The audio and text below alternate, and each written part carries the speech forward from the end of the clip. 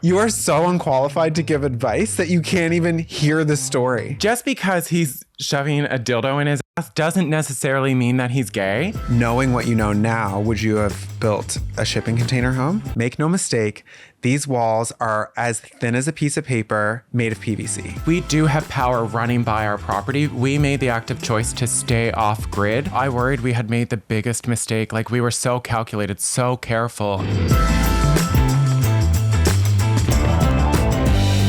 Hello, everyone, and welcome back to episode 2 of Tangents with Tyler and Todd. It's so cool to be here. I'm loving it. I love it. We had so much fun last week, and I just want to say thank you to every single one of you who left all of those lovely reviews and gave us 5 stars on Apple. You're all so kind. And like, this is why we just love this community that we've all built together. You're just amazing. It filled our hearts with so much warmth and kind of made us know we're making the right decision. We've been so nervous about starting this podcast. It's a whole different experience, opening ourselves up in a whole nother way. And you made it a very safe space. So thank you. We were talking about it. Like, we wish we started so long ago. Oh, we would have saved on therapy. Oh, yeah. Well, exactly.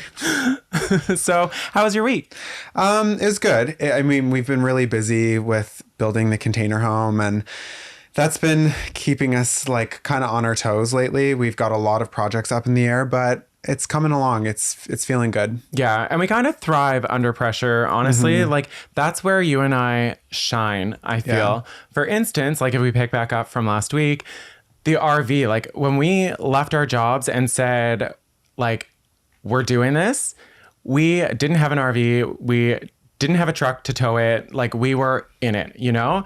The land, when we came here, we parked the trailer in the driveway and had no power, no water. And we just said, we're going to make it work, because when you're in it, you have no choice but to win it. Yeah. Oh, look at that. Put that on a mug. Yeah. Look how nice that would look right here on We're going to have a whole series of mugs. Can't wait. Oh, also, by the way, I just had a sip of this. Todd found like it's a milk thing, but it's pumpkin spice flavored. It's silk, like the oat or almond. Like, he's making it sound like I found it in some faraway land. I haven't seen it before. It was the grocery store down the road. It's like just a creamer that you add to your coffee, but it's pumpkin spice flavored. Holy smokes. It's so good. And you know what? It's going to lead nicely into when they release their peppermint mocha one for Christmas time. I'm not ready yet. I'm not ready yet. That one's a little too sweet. I like this because in a few days you will be ready. A few days, yes. November 1st, it's Christmas time around here. Yeah. Todd's a pretty big Christmas fan. Mm-hmm. I do like Christmas. I have been known to put up 9 Christmas trees in the exact same house all in one year. And it was a great year that one time. And then But it's not a problem. Not a problem at all. No. Like, I could stop if I wanted to, but the thing is I don't. So I don't. Actually, I said to Todd, it would be really cool one time to, I don't know if we'll ever do this, but to really, really decorate the land so opulently for Christmas, and then have like people come and do like tours of all your little Christmas things, and then donate it, and like give like cans of soup and like all of that. Yeah. Donate to charity. I think that'd be cool. Oh, I was going to say, so they filled our pantry. No. Hey, I mean, if you can't look out for yourself first. No, I like that idea. I think it'd be really cool. Yeah. The issue is we should probably start sooner than later with getting the horses that we need to draw the carriages. Sleigh. Oh, we're going carriages, right?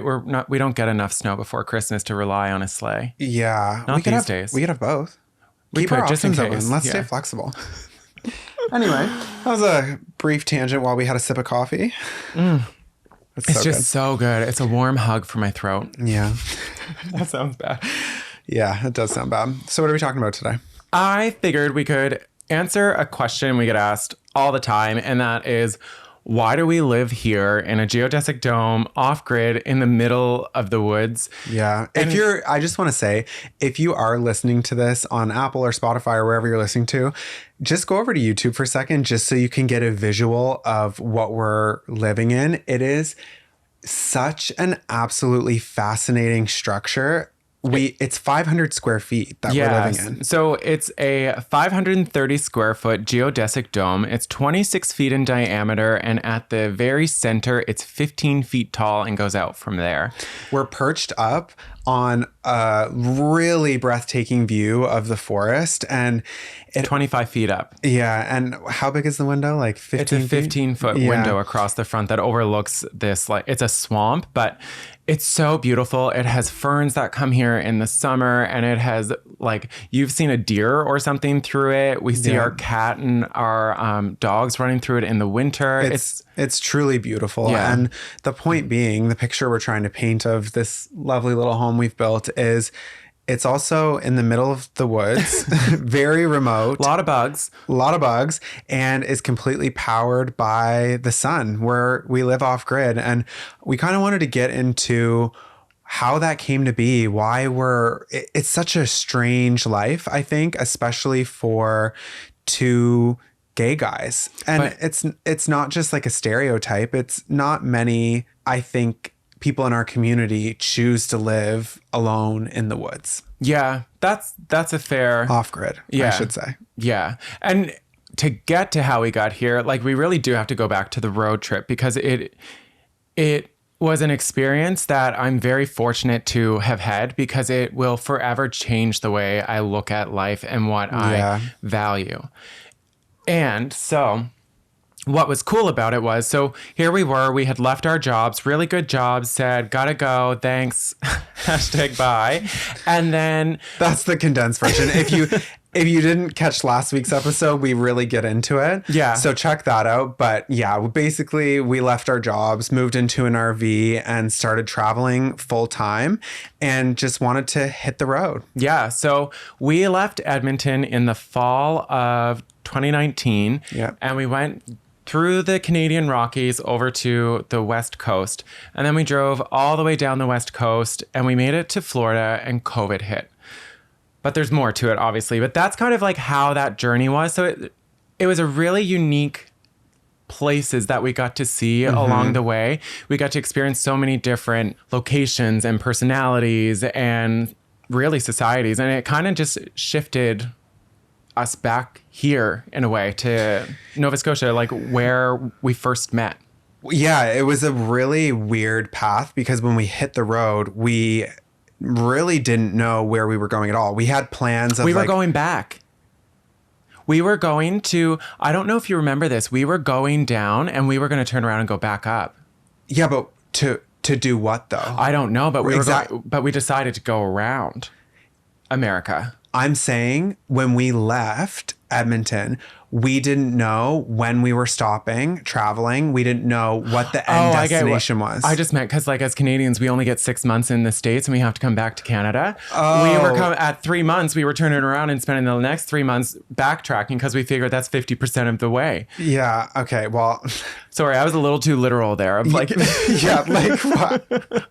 We can only be in the U.S. for 6 months. Yeah, I wasn't giving up my healthcare. Yeah. Oh, yeah. Well, some healthcare we have in Canada. That's for another podcast. That's another day. That is another day. We're in good vibes today. Yeah. So anyway, hitting the road and really not knowing what was next was a cool way to just fully be present and to figure out what it really was that we wanted. For the first time in our adult life, we had no responsibilities, no expectations of us. It was a very freeing experience because, like we said last week, so much of our 20s was just spent working that we never had that real like moment of true freedom. And even when we were in university and living together, we still worked full time. We still had that little side business we had started. We had all these different responsibilities, and it was weird, I found, because to have no responsibility? To have none. Yeah, it was weird. I felt very aimless at first, and I think that added to a lot of the anxiety and panic attacks I was having within like the first, I would say like 2 to 4 months was pretty dicey for me, like from when we left. Yeah. Because it took us like a month, I think, to renovate before we hit the road. Yeah. And yeah, it was really stressful. I worried we had made the biggest mistake. Like we were so calculated, so careful, and I thought we had like threw it all. it. Yeah, like threw it all away sort of thing. Yeah. Yeah. I felt that too. And I think that is really common when you're making a major shift in your life and you don't know what's next and you don't have it figured out. It's really easy to have like imposter syndrome and like, kind of like sort of self-sabotage yourself a little bit. And I think we both did that because we had a lot of doubts, which looking back now, of course we did. Like, what was your biggest fear leaving and like starting? What was your biggest fear? I think honestly, my biggest fear was that I wasn't going to find what I was looking for. Not to get like too deep, but I knew that no matter what, you and I, like, we could have stayed in California somewhere and we could have got like jobs and like we could have built a whole new life, and that would have been amazing. I kind of feel, by the way. Or it could have been Milwaukee. Like it could have been anywhere. Anywhere, yeah. I don't know why Milwaukee, but who knows? Could have been. What state is that in? Minnesota? Milwaukee, Minnesota? I don't know. Is Milwaukee a state? No, I think it's a city. It's a dual brand as well. Bet you it's from Milwaukee. If you don't know answers to questions, don't ask them. So you didn't know, like you were worried you weren't going to find what you were looking for. Yeah. Because that was the whole reason that I was leaving. That was why I wanted to go on this trip, because we were so preoccupied with working and with like saving money, and like we kind of got lost in that a bit, that I wanted to figure out like, what does my life look like when I wanted to find happiness. And I don't know if a lot of people go on like epic road trips like that to be looking for something. I don't know what people's motivations are, but that was definitely mine. Yeah. What about you? Mine was escapism. I thought that it would end, and I thought we were going to be right back to Edmonton. So I was in my head always trying to like live in the moment. But at the same time, those first few months when I was like the most uncertain, I feel like I was always scared I'd have to go back to Edmonton and say that I was wrong for quitting or something like that. Do you like, yeah. Or that like, say we were gone for 2 years and it had completely destroyed all the sacrifices we had made up until that point of quitting our jobs. Like I was just worried that like it was all gone. Like everything, your whole life, everything that you worked for. Retirement became that much further away because we made a stupid mistake and lost all that work we had put in. Oh, wow. Yeah. I could see that. So that's why I was like living in the moment, because I thought that was the moment. That was it. Yeah. We had to work through a lot of serious, like, not serious. We had to work through a lot of mental health sort of stuff and unpack a lot of things that we were avoiding in our regular everyday life. Yeah. I think we were kind of caught up in other people's goals of what's normal or typical. So for instance, we got like, you got the good bank manager job and I got the local recreation job. And like, we were doing those things. We were getting ready to start a family. We had the house, we had the SUV, we had box, check, check, check. Yeah. But it was someone else's checklist and it wasn't ours. And it just never felt true. It never, that is such a good way. It didn't feel true to us. It didn't feel authentic. And we woke up in a life that we didn't choose. But then at the same time, we also didn't like go through everything that we did in coming out and like finding ourselves and finding each other and love and building this life, to be settling for something that we really didn't want. I think that's the best way to explain why we like blew up our life and then like just left it. And I think it's also because you and I are very strong but independent people. We work very uniquely together and we always find a fix to a problem. Sometimes it's a dicey fix. Yeah. There has been some... The problem is solved enough to move on to the next one. That time we taped gutters onto a gazebo. It was 2-sided tape and it said it was outside proof. So I didn't know why it wasn't going to, like, why would not work? It got us through the summer. So that's all that matters. That's true. Yeah. We collected a lot of rainwater that summer. Yeah. But it was good. I liked it. But that was sort of one of those things. We were trying to figure out a problem. It got us enough water that little, I mean, we're on a tangent now about the gutter, but it got us what we needed. We needed water to grow the food so we could eat the food. Yeah. And we were collecting it with a gutter with 2-sided tape on the gazebo. It worked. And that's you and I. Like, but I find when other people get into the mix or other people start telling us what it is we're supposed to be doing, that's where you and I go awry because we question ourselves. Well, not so much in the last 5 years, but that was something that we really those were lessons that we had to learn of, like, who are we exactly? What is it that we want?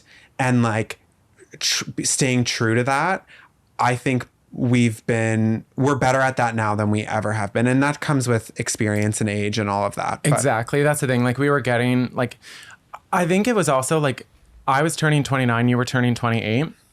I think as you start to get to your 30s, like, you start to realize, like, the impact of the decisions you're making now.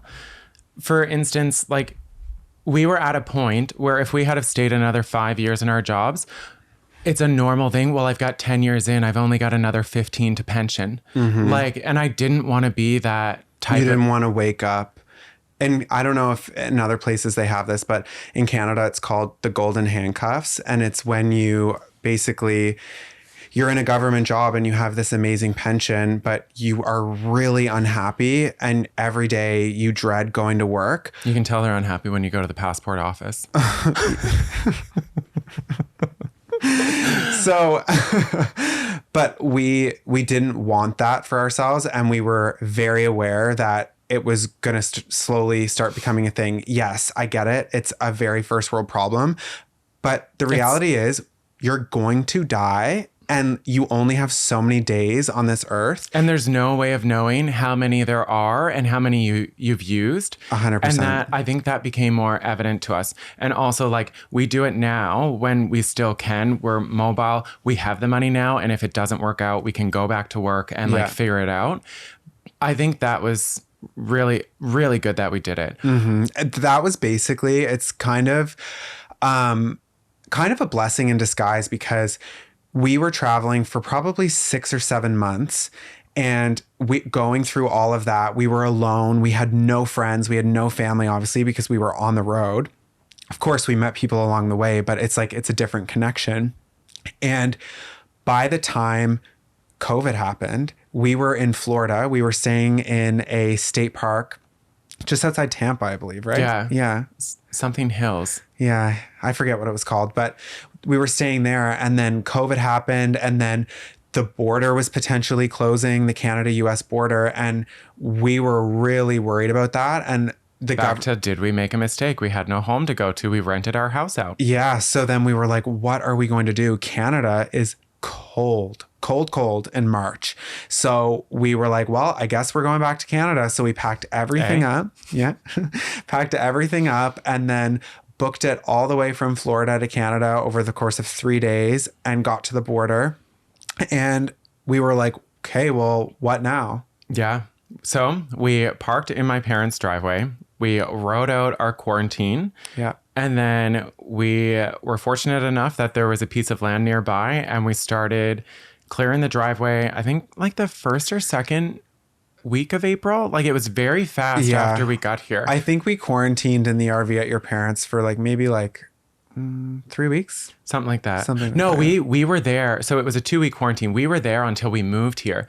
But we were working, like, we couldn't come here till the driveway got in. Oh, but, right. Like, the spring thaw is what slowed things down. So do you find, I don't know if this is just me, but chunks of that, like, quarantine time and like all through the whole COVID experience is such a like blur. Like, I have like gaps in my memory of it. Do you find? I do. I find that something changed in 2022 where I can start to like remember time a little more cohesively. Yeah. But there is that like year and a half or 2 years almost where like you didn't feel like you were living. No, it's just like, I think it's because it was such a state of uncertainty. Like, I can look back at periods of my life and know, based on this was going on, or we lived in this apartment or this house, or I was taking this course, I did this job, I worked at this facility, like those types of things.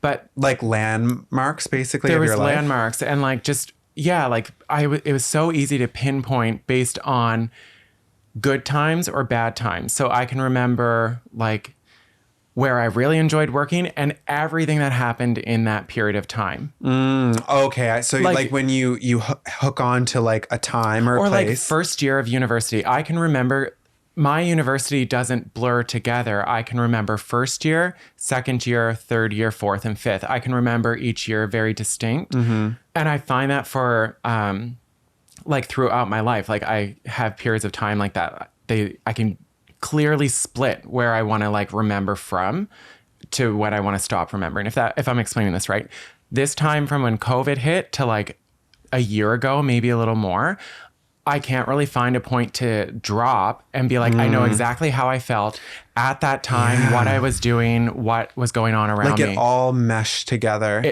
I wonder psychologically like why that is and if other people feel that way. I think a lot of people do. Do you think? I really do. I think that because there was where did you trust? There was so much uncertainty. There was so much information, misinformation, disinformation. Like, and then what a time. It was so confusing and scary for so many different reasons. And so that's why I think it kind of blurs. Like it's probably a psychological defense of like, let's kind of like block compartmentalizing. That. Yeah. Oh yeah. I bet. Anyway, man, we should have taken psychology. We would have been good at it. Hello. Can like you we're imagine? such good theorizers. So anyway, where were we? So we got here, we started clearing the driveway. The reason it took so long to actually move here was we couldn't put the drive with the actual gravel in because the road closures here. Because in Canada, the frost thaws out of the ground and they can't run heavy trucks or it like cracks the road or something.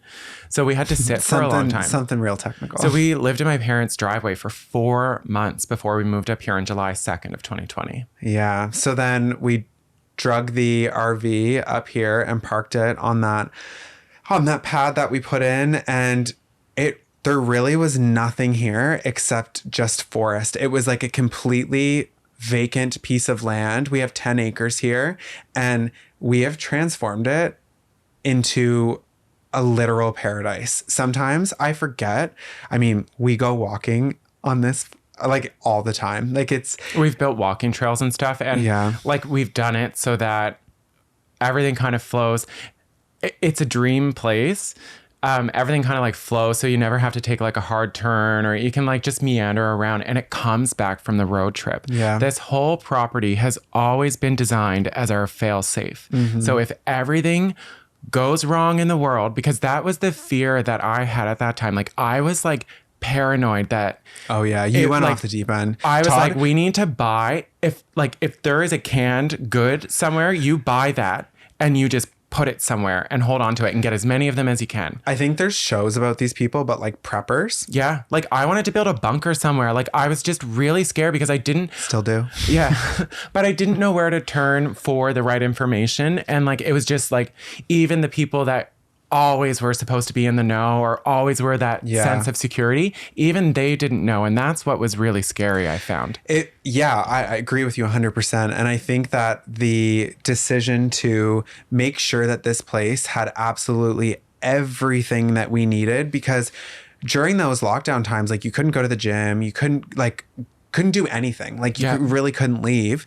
And we wanted to make sure that we had all of our bases covered. We wanted to grow our own food. We wanted to generate our own power, have shelter, all of the essentials. And it all started because rather than living in my parents' driveway while we were figuring out the next steps, we wanted to have a driveway of our own in the middle of the woods so that we felt like we were back in a state park. Yeah. Because we really felt at home when we were traveling and staying in those wooded, secluded areas. I think what I learned the most from the road trip, I love the land. That's the name of our property here, just the land. We always called it that. People ask us if we were going to name it. It has a name, the land. Yeah. End of. So I think that this was kind of us getting that cozy feeling. Mm-hmm. And I learned that I don't want an urban city life. That's not my thing. Like I think too anxious to be in an environment like that. Like I get really angsty. I think people would be surprised to hear that about you. I don't think that you would come across like as like an anxious person. Explain that a little bit more. So when I lived in my old life, like, because that's kind of what I refer to it as, like when we were in Edmonton and stuff and had our more like corporate jobs and we were like, we lived in the suburbs. We had like that city life. We drove into the city every day and worked and stuff.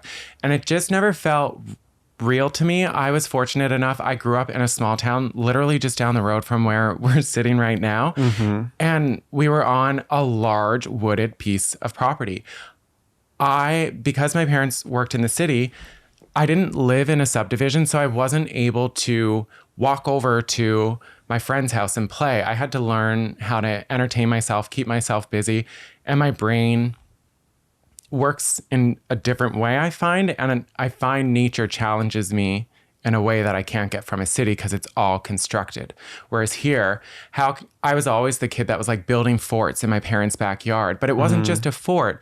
It was like decorated and like I was transplanting moss from other parts of the forest to build like a nice entrance and like shaving bark off the trees for the siding.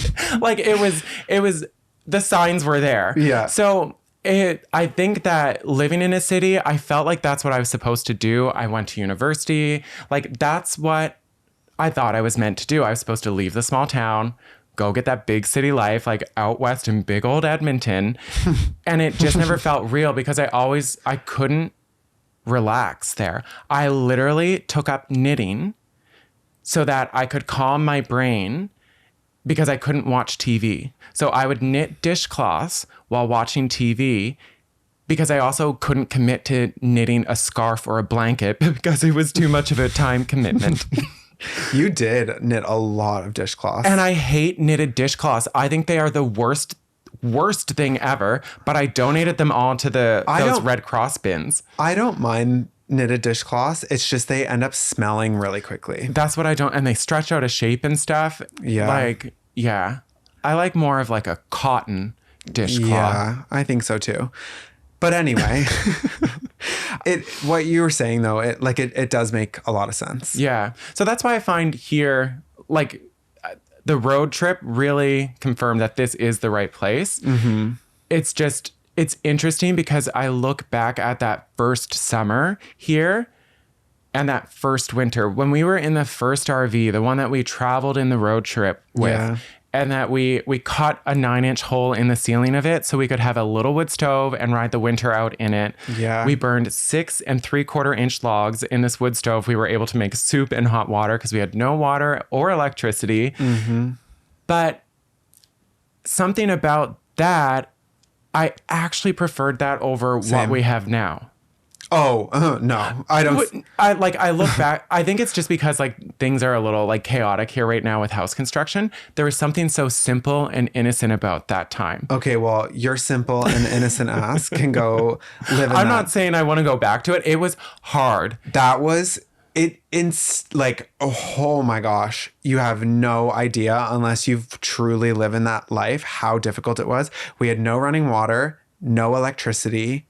No, literally, we were camping in an RV for months. We had to sew curtains to go over top of the windows because we were losing too much heat through them. And then that didn't work. So we plugged up the furnace vents and relied solely on the wood stove. Yeah. That didn't work. So then we closed off the bedroom and stuck to just like the couch and kitchen area. And that was the only way we could stay warm. Yep, the only way. And by the end of it, we had hay bales stuffed underneath the trailer to keep it warm. We ended up getting mice everywhere. It was a really, really difficult winter. It was. But I think we learned a lot. And that's why I look back at it because I think we moved here with such a sense of innocence that summer, I, at least for myself, lived in that state. So winter was like a shock to me. But that's why I'm able to look back at it. Because now, like, even now that we're more comfortable and have power and water, I'm still nervous for winter. They are not easy when you're off grid, when it's snowing and you have to go out and rake the panels. I mean, it sounds like we're complaining. I love this life, but it is there's work. There is definitely work involved, especially like, I don't know if you can see like the trees outside the dome, like moving right now. And like this building moves at the end of the day.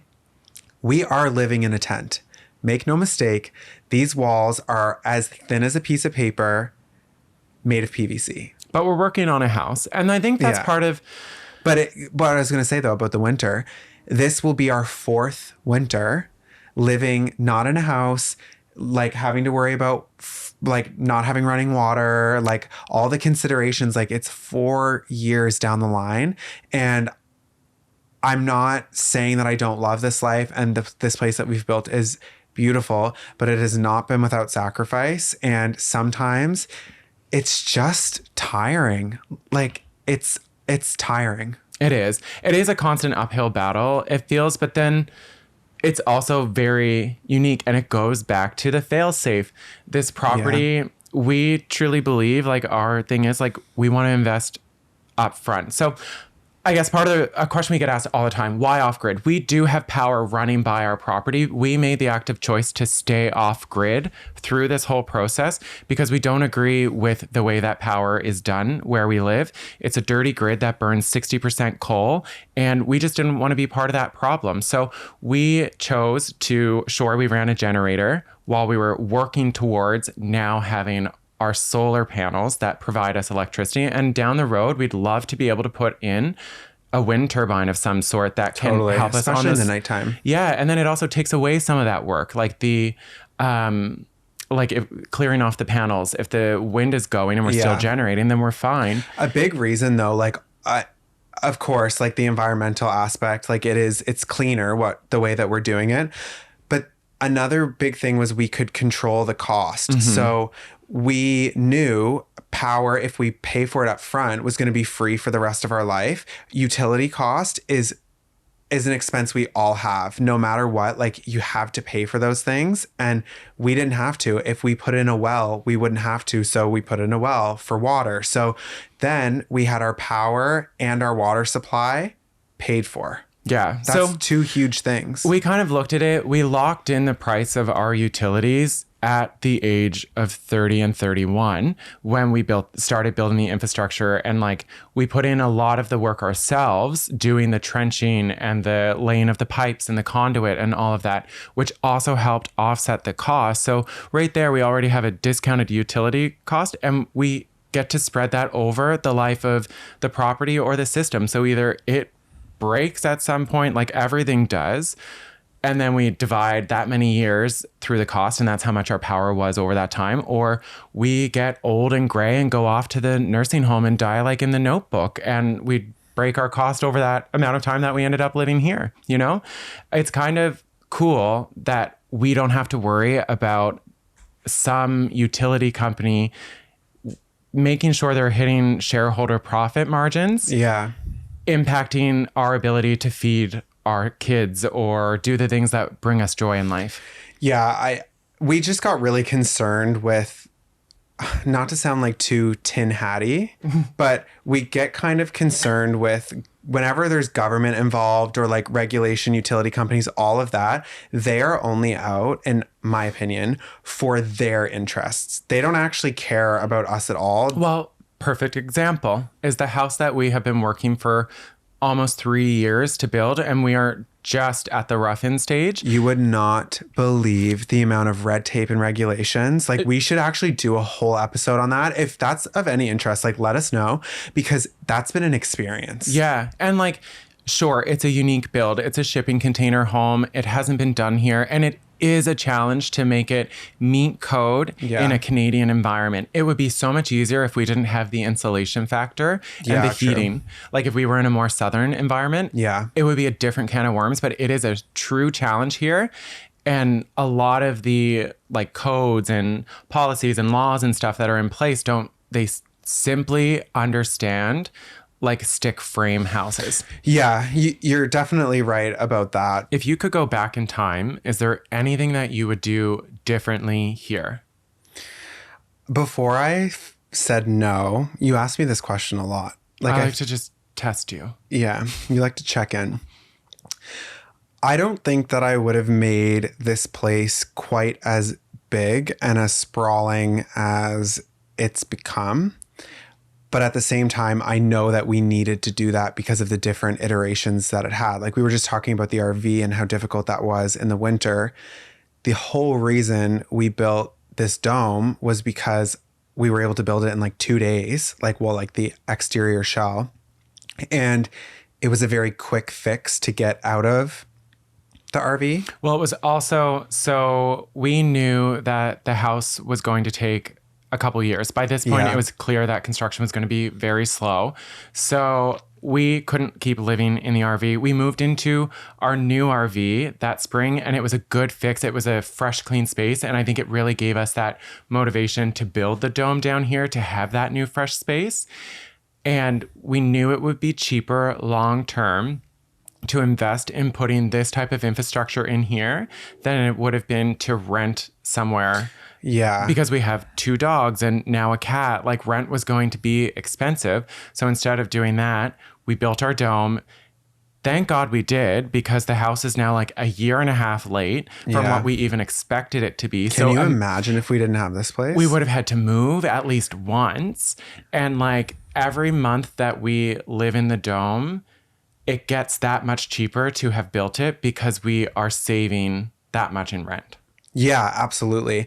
And I just want to put like some real numbers on it so people can kind of get some context, I guess. Like this, the shell of this building was around $8,000. Of course, there's a thing like kitchen and flooring and, you know, that sort of stuff. But in the grand, it'd be cool to add up like exactly what it costs to build this. But what would you say? Maybe like 30,000, somewhere around there, like with like all the furniture and all that stuff. I would say it probably got closer to 40 when we redid it to settle in long term. Yeah. So we added the island to the kitchen so that we had a better cooking space, and we redid the wood storage area, and we added the heat pump. There were some things that Oh yeah, that's true. we did to really make it more comfortable so that we could actually stay here long term and we didn't have to rush the house. Exactly. Yeah. When you think about how this really is like it's our house. We live in here. So It's still hard though. it is hard, yes. But like for $40,000 to have this like temporary structure is pretty amazing. And like you said, we would have had to pay that in rent while the house got built anyway. But that, to answer your question, I love that the dome is here. It's going to be the most amazing guest house when friends and family come and visit, although I'm sure that they'll want to stay in the container home too. But it is nice to have this bonus space. But I also like it's more maintenance. It's more, you know, it makes the property bigger. Yeah. So it's like a double-edged sword. Well, it's one of those things. The property was supposed to be a small cabin in the woods. The dome came about because the house was going slower. Then, because we went off grid, we thought that we could get away with just clearing a little tiny bit of storage. But in order to make it work off grid, we had to remove a lot more of the forest than I thought we were going to have to. Yeah. Which there's pros and cons to that. And that's a whole different discussion for another day. But it changed what the vision of the place was supposed to be. And we really don't like maintenance. I don't like grass necessarily because I find it's an unnecessary thing to maintain. Yeah. Like I do love it. I wish we had a lawn somewhere. Don't get me wrong, because they are beautiful. But at the same time, I didn't want the whole area we had to clear in order to produce enough electricity. I didn't want to have to mow that every week. Yeah, we are not really big on tasks that are like time consuming Ongoing. and ongoing. Every single week you have to do this thing. That's not going to be us. So that's why it got so big here, was our determination to not be on grid. Yeah. I agree with you. Is that your regret? It is. I get nervous long term of how we're going to be able to maintain it. I know we'll make it work. Luckily, like this building, the dome and stuff, I love it. I want it to last for a long time, but it does have a shelf life. It's a temporary structure that's being used in a permanent setup right now. We often don't talk about this just because like in a 20-minute YouTube video that's not really related to that. You can't get into the weeds like we can right now. But living in this, it has its struggles. Like in the winter, it keeps its own in terms of temperature. To a degree. We've yeah. lost 2 coffee makers so far, 1 per winter. Yeah. It's How are you feeling the fact that we are just about to change seasons again and go for a fourth winter of essentially camping? It's hard, and I love it because I love the property, but I don't like this aspect of it. If I could go away from it, I would. I don't enjoy. I know I will love winter here when it's done. When we have a house to live But in. we're not like let's be realistic. I know. That house is not going to have running water. So there's no shower. So it's back to my parents' basement to shower or go to a gym or go to the pool or find something or baby wipes. Costco is the cheapest place to buy bulk baby wipes if you're living off grid. We get up to some shenanigans in the winter. It you buys guys. time. If you only knew. And I think all of that is to say the reason that we're doing all of those things and making all those sacrifices is because I know it's going to be worth it in the end. It is. It's going to be exactly what we want. When this is done, we're going to have what is going to be a very high-end luxury home with a pool, with all of these like beautiful things, but no utilities, no water, nothing. Yeah. It's going to cost us nothing to heat. It's basically going to be free for us to live. But the flip side to that is we've went through 4 years of being incredibly uncomfortable and making a lot of sacrifices. Do you know what kind of keeps me going though? A property like this, I think because we build it to such a high standard as well, it goes back to you and I being perfectionists. Like we're building a residential property with a lot of commercial spec. Yeah. And that's because We don't want to do maintenance. well, we don't want to do maintenance, but I also look at it big picture. Like if we're fortunate enough to take our experiences and create this property that's able to maintain itself and only has the insurance, property tax, and maintenance costs to run, how cool is it that if we decide to start a family one day that we can provide that ability to our child? So why wouldn't I want to build the house so that it can be a multi-generational family? Because I really think that that's what's going to be More a struggle common? like for people in later generations is maintaining a home, heating a home, lights on. Like those things are only getting more expensive. Even in our time, we buy firewood. This is our fourth winter. Look at the cost difference in just 4 years. It's doubled. Oh yeah, it is. It's unbelievable. Like just for a cord of wood, it was like what, 225 Something. and now it's like 400. So imagine being able, like when we're done living here, Yeah. we go off to the nursing home to ride out our final days with some The Notebook awesome Jello. fantasy. And the next generation gets to come in here and start their memories here and have that burden gone. So they have the ability to like find happiness the way you and I did on the road trip. Yeah, it is. It's a really cool thing. I think that freedom gives you a lot of perspective, and we brought the freedom from the road trip into this place. Like this place, we also did this because if we ever wanted to hit the road again, we can literally just go and it doesn't cost us anything to have this place here. We never wanted to be paying twice.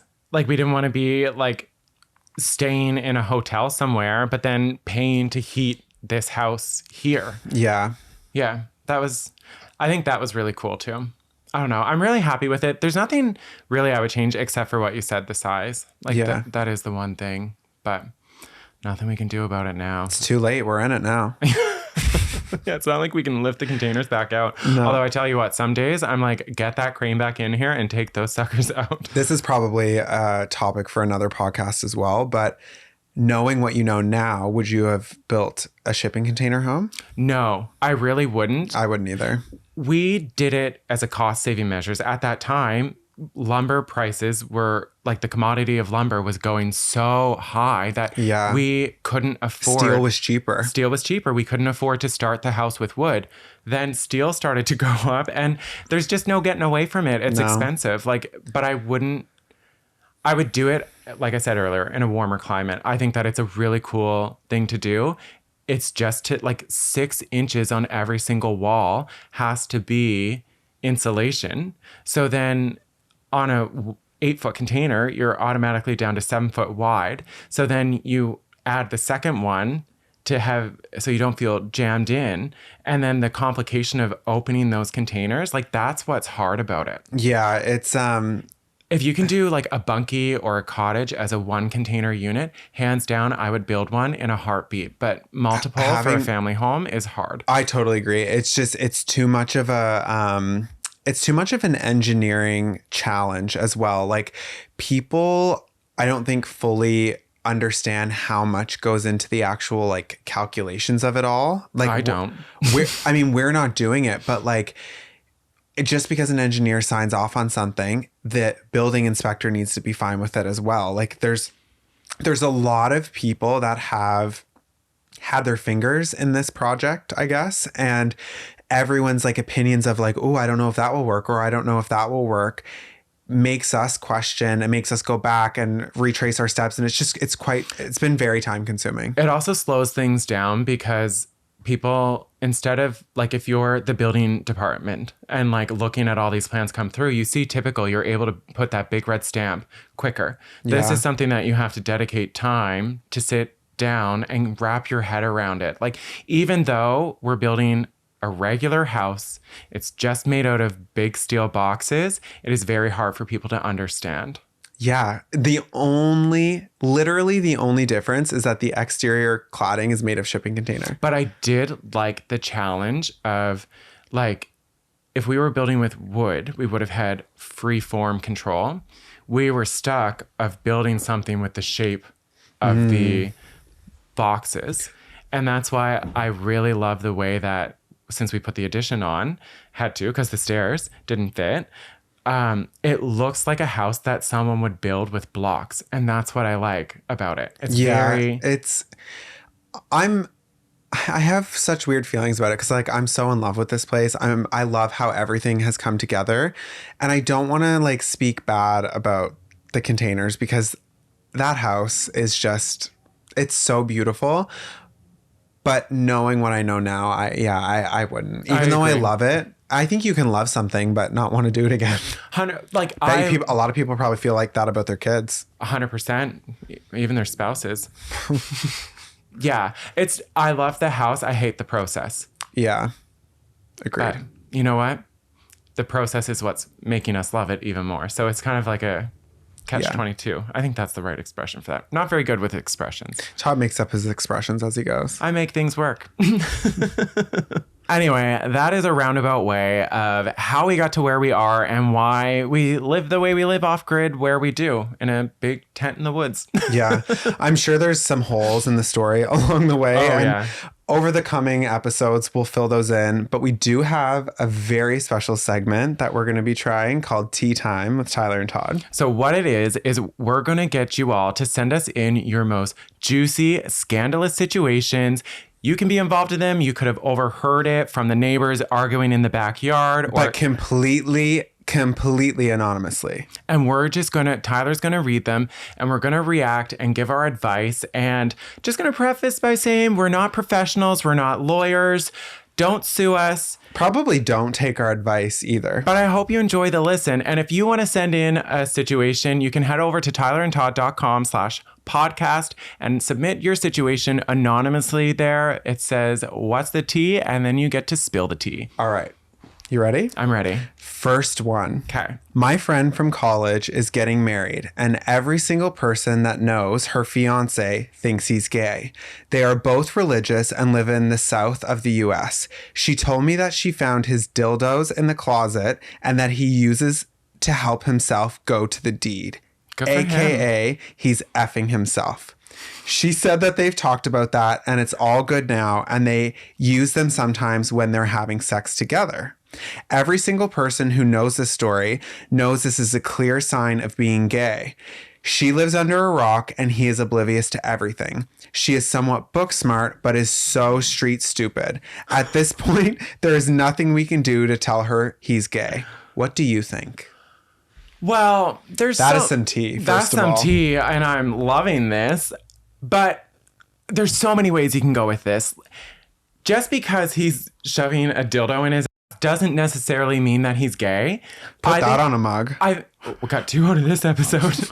I think that that's an overgeneralization. Yeah, I think so too. even if she had walked in with him with a man in him, that would have like not necessarily been, you know, like, did she find the dildos or did she find him dildoing? What? Like, I think that if he's trying to find himself, I think that everyone should explore sexually to find out what you like, because you don't know what you don't like.